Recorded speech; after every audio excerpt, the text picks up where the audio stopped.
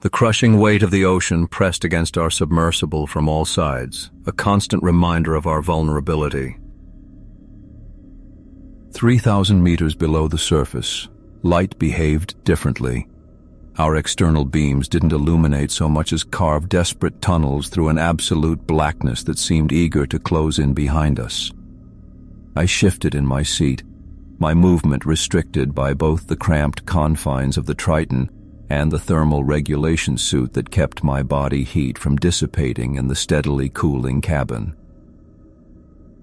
"Final systems check complete, Dr. Wells," said Aris, his voice steady despite the faint condensation of his breath in the chilled air.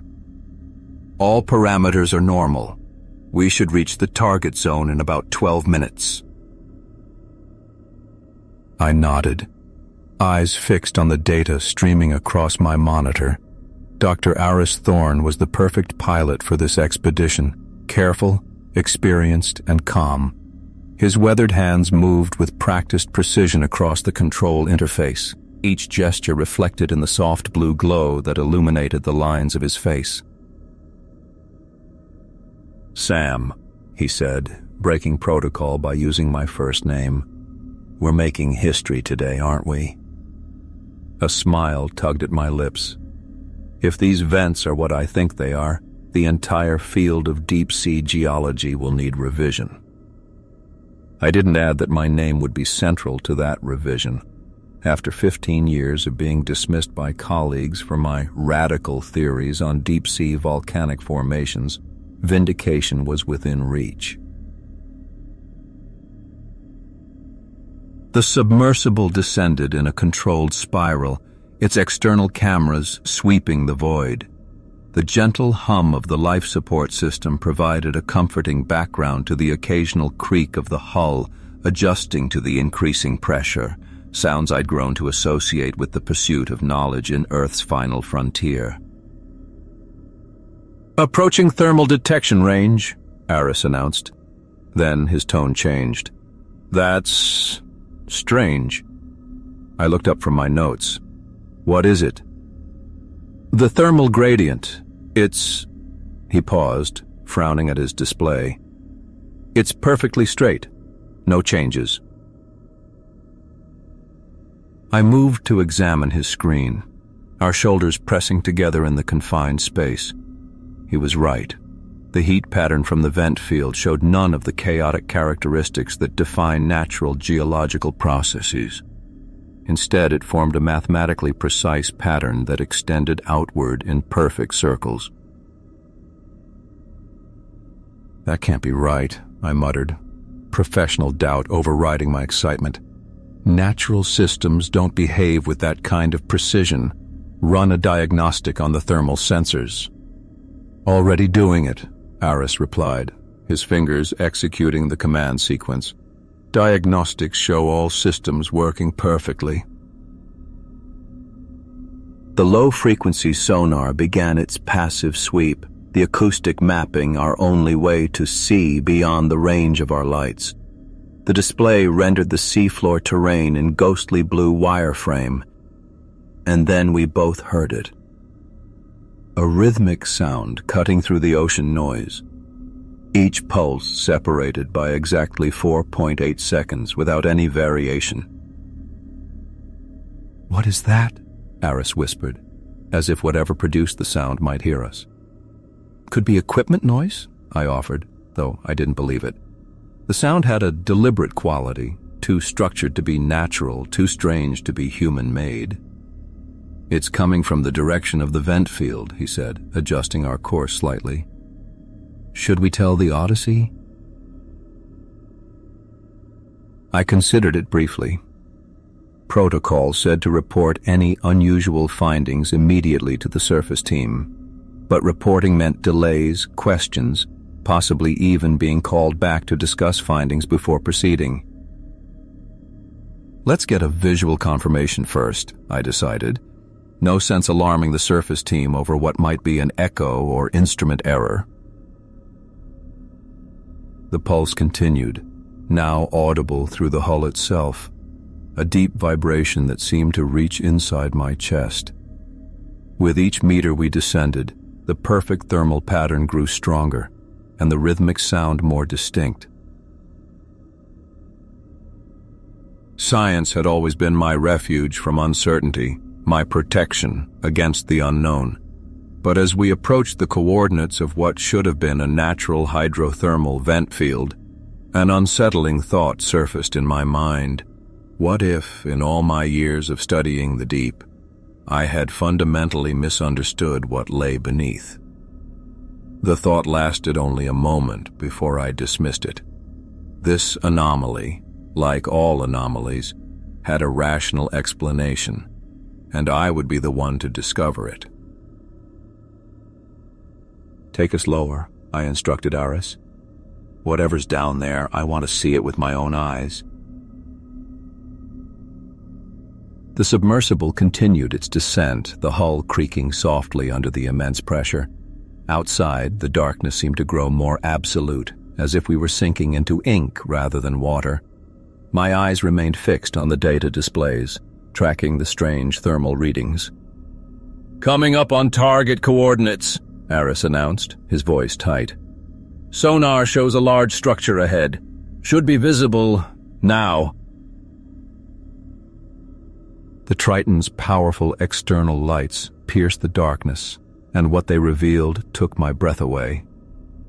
Instead of the chaotic, jagged landscape of a natural vent field, a forest of impossibly tall, smooth black spires stretched before us, arranged in a perfect grid pattern that went far beyond what we could see. "My God," I whispered, leaning forward until my nose nearly touched the acrylic dome. "Are you seeing this?" Aris didn't answer right away. When I glanced at him, his face had drained of color, his hands gripping the controls too tightly.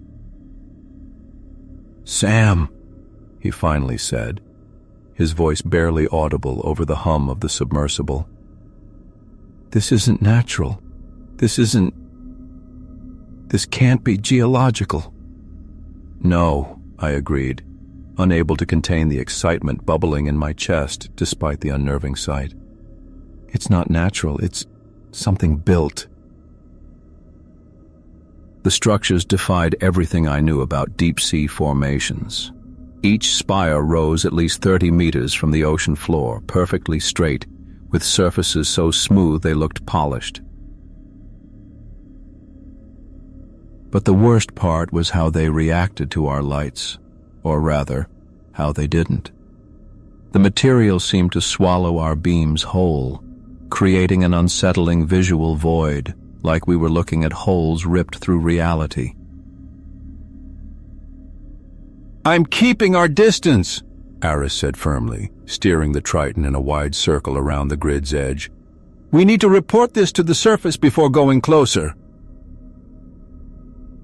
The pulsing sound, that perfect 4.8-second rhythm, grew louder now, coming from the spires themselves. It echoed through the water, through the hull, through my bones. Each beat sent a shiver through me, yet I couldn't tear my eyes away from those impossible shapes.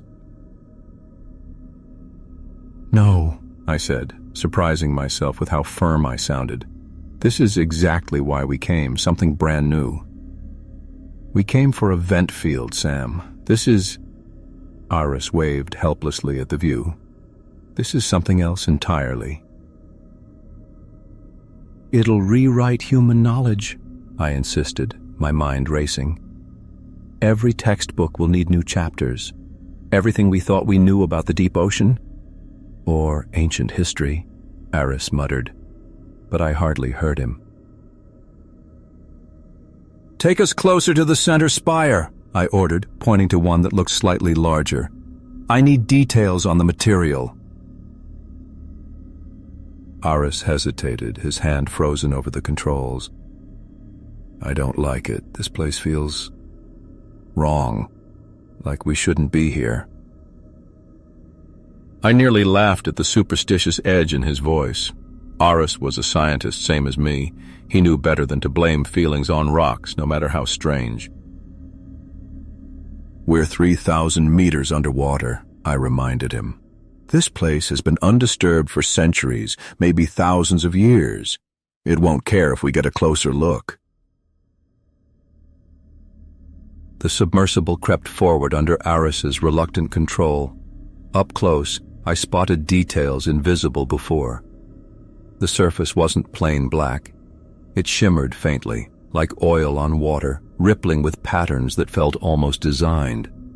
And around it ran narrow ridges forming perfect horizontal bands. Almost like storage tanks, I mumbled, more to myself than Aris. Sam, Aris whispered. Check the sonar. The screen showed dozens, maybe hundreds, more structures beyond where we could see, all locked in that same perfect grid, stretching for miles every direction. This wasn't random geology. We were staring at a city. Closer, I said, ignoring the alarm bells in my head. I need composition data. As we neared the central spire, the rhythmic pulse sped up slightly, like it knew we were here. The structure filled our viewport, its light-eating surface making me feel like we were drifting into nothingness. Close enough, Aris said firmly, stopping us about 2 meters away. We're not getting nearer without permission from topside. I barely heard him. My focus locked onto a shimmer in the water near the spire's surface, like heat haze over hot pavement, but colder. Something that made my neck prickle. Extend the arm, I said, my voice steady despite the building tension. I need a sample. Aris stared like I'd suggested kicking the hatch open. You want to touch it? Sam, we don't know what that is. Could be poisonous, radioactive. It sat down here untouched for ages without polluting the seawater, I argued. Scanners show 0 hazards. We came for samples, Aris. Do it. A heavy silence stretched between us, broken only by the life support's hum and that endless rhythmic beat outside. Finally, Aris turned back to his controls. This is your show, he muttered, and started deploying the Triton's robotic arm. As the claw reached toward that oily black surface, a sudden wild urge screamed at me to pull back, to leave and never return. I crushed it down. This was the moment every scientist lives for, the edge of a discovery that would reshape the world. I didn't know then just how true that thought was. Let's get closer to that central spire, I said, pointing toward the nearest massive column. I need structural samples. Aris's hands hovered reluctantly over the controls. Sam, we should report this first. Whatever this is, it's not in any geological textbook. That's exactly why we need samples before contacting the surface, I countered, my usual caution overpowered by discovery fever. If we claim these aren't natural formations, we need proof. With visible reluctance, Aris steered us closer. Up close, the spire looked even more unnatural. A geometrically perfect column made of material so black it swallowed our external lights instead of reflecting them. No known substance behaved that way. The pulse we'd tracked continued its unnerving rhythm. 4.8 seconds, never changing, never stopping. Extending the sampling arm now, Aris announced, tension tightening his voice as the Triton's mechanical limb unfolded. I watched the titanium arm extend through the camera feed, my heart pounding against my ribs. My scientific instincts screamed for contact and samples, but something primal in me suddenly wanted to retreat from this pulsing grid that defied every natural law. Begin sampling, I ordered, forcing down the swelling dread. Use the diamond-tipped drill. The mechanical arm made contact. The drill bit touched the black surface, and hell broke loose. A vibration unlike anything I've ever felt surged through the water, penetrating our hull and shaking my bones, teeth, and skull. It wasn't sound. It was physical force, a deep, humming resonance tuned precisely to human discomfort frequencies. "What the hell?" Aris gasped, yanking his hands off the controls. Every external temperature sensor spiked simultaneously. The entire spire field was heating up, not just our target. The pulse's steady 4.8-second rhythm accelerated, 4.5 seconds, then 4.2. "Pull back," I commanded, genuine fear threading through my voice. "Retract the arm now!" Our interior lights flickered, plunging us into momentary darkness before coming back at half power. Control panels erupted with electrical interference, displays blinking wildly. In that heartbeat of darkness, I felt childhood terror, raw fear of what lurks beyond sight. "Systems are failing," Aris yelled, frantically working the controls. "Massive electromagnetic field building. It's frying our equipment." I stared at the sonar display in horror. The pulse wasn't just speeding up, it was changing, transforming from simple beats into complex patterns of long and short bursts, repeating in clear sequences. "That's not interference," I whispered. "That's intentional, coded." Aris turned to me, his face ghostly in the dim lights. "We've got to surface, now!" But I couldn't look away. The pulse was spreading, leaping from spire to spire across the grid like electricity through circuitry. Each column synchronized with the new rhythm, joining a swelling chorus of signals. An entire city of black pillars lighting up in unison. "Sam?" Aris's voice cracked with panic. "These aren't geological formations, they're devices, pieces of one colossal machine." He swallowed hard. "And we just switched it on." The truth hit me like a gut punch. The spires weren't standalone structures, they were components of an integrated system, dormant for millennia, awakened by our trespass. "Thermal regulation grid," I stammered, my scientific terms feeling flimsy against rising terror. "Massive-scale engineering." But even as I grasped for explanations, I knew we'd found something predating humanity, something alien.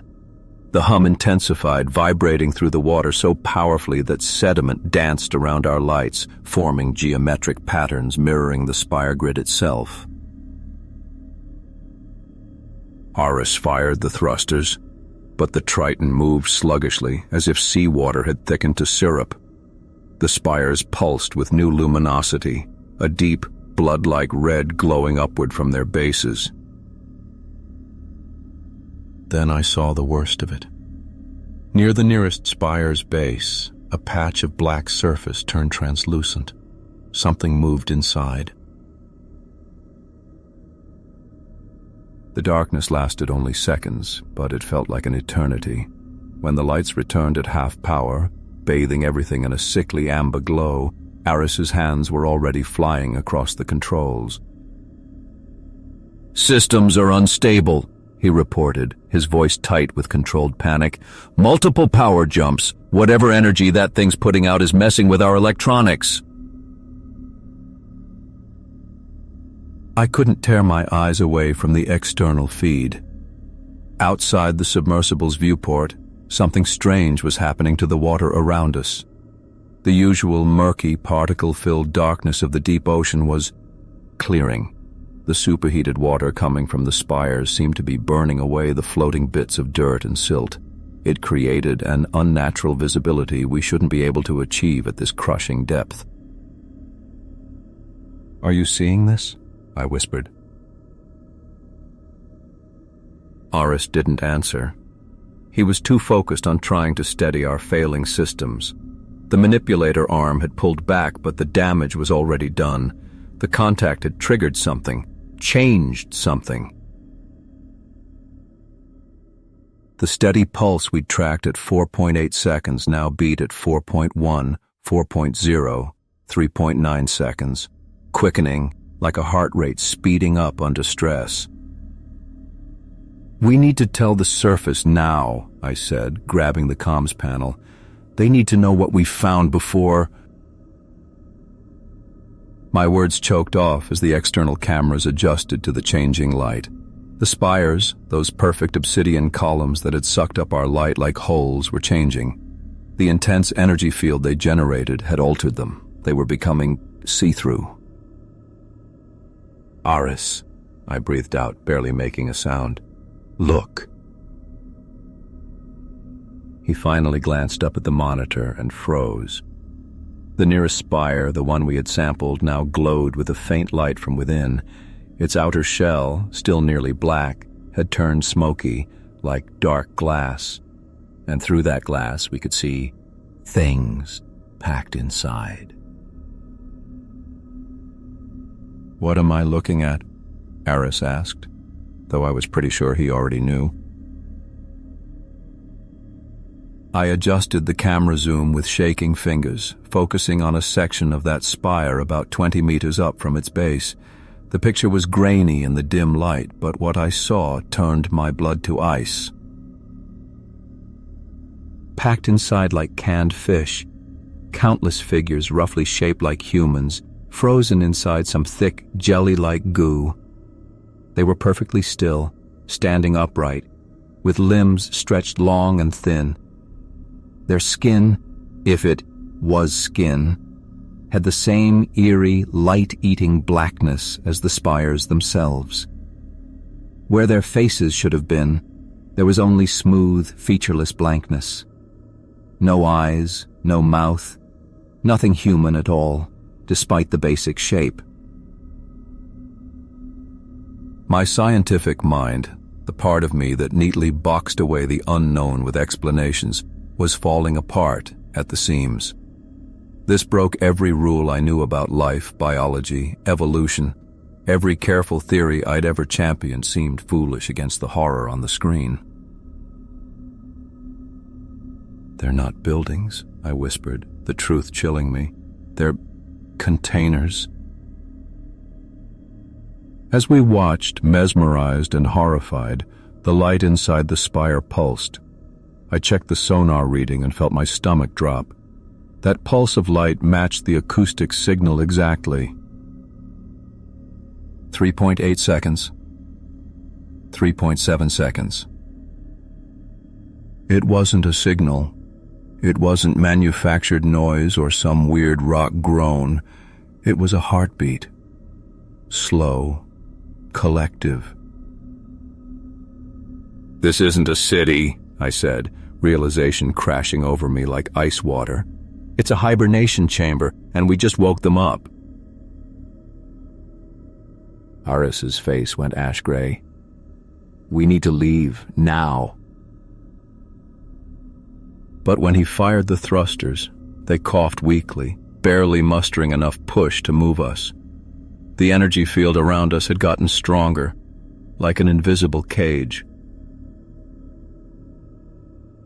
I turned back to the monitor, zooming out to take in the whole field of spires vanishing into the blackness. One by one, they started glowing faintly from within, the awakening spreading outwards from our spot like ripples on a pond. The sonar display confirmed my deepest fear. The quickening pulse was rippling through the entire complex, spire after spire lit up on our map. "How many do you think are down here?" Aris asked, his voice barely a whisper. I didn't answer. I couldn't. The numbers were too terrifying. Thousands of those spires, each one holding hundreds, maybe thousands of these beings. All of them starting to stir from a sleep that must have lasted eons. And we had just hammered on the alarm. As if hearing my thoughts, the nearest figure in the spire twitched. Just a tiny movement, maybe of an arm, but unmistakable after that perfect stillness. Then, On the black, smooth surface where a head should be, a vertical slit appeared, like an eyelid peeling open for the very first time. The moment those words left my mouth, Aris's composure shattered. "We're leaving. Now!" His voice cracked as his fingers flew across the control panel. "Surface, this is Triton. Emergency ascent protocol. I repeat, emergency." The radio emitted nothing but static, a harsh, grating sound that seemed to mock our mounting panic. I remained transfixed by the monitor, watching as the pulse of light within the nearest spire quickened again. 3.5 seconds. 3.25 seconds. The hibernation rhythm was accelerating, like a sleeping giant gradually rousing from millennia of slumber. "The thrusters aren't responding properly," Aris hissed, desperation edging into his voice. "Something's interfering with our systems." I barely registered his words. My attention had narrowed to a single figure suspended within the translucent spire directly before us. While the others remained motionless, this one changed. Its elongated head, previously hanging in perfect stillness, slowly rotated toward our submersible. "Sam, I need help," Aris shouted, but his voice seemed distant, underwater.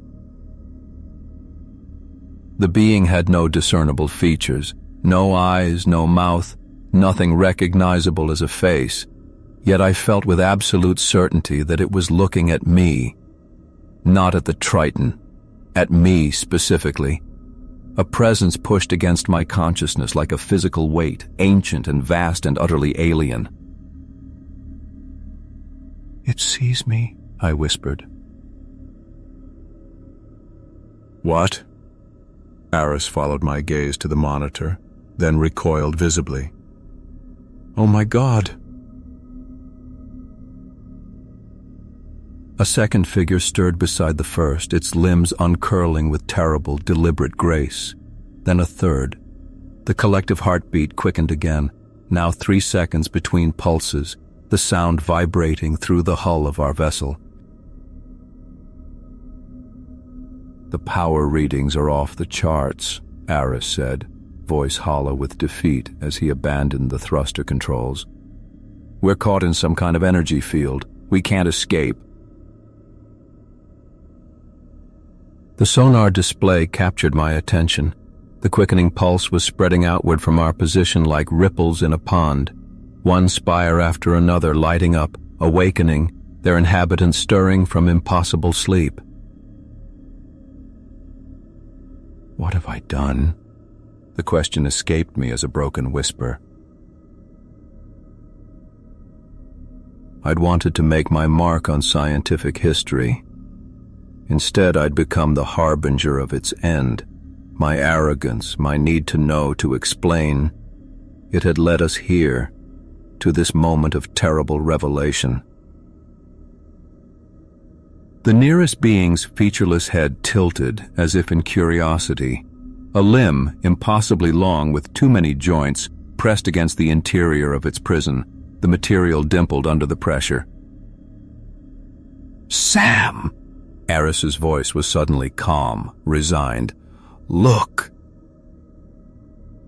Beyond the nearest spire, the ocean floor was changing. Seams appeared in the basalt, perfectly straight lines forming geometric patterns that had remained hidden until now. Something massive was opening beneath the entire field. The heartbeat registered at 3 seconds flat, then synchronized across every awakening spire in perfect unison. And then, with terrible purpose, the being pushed through,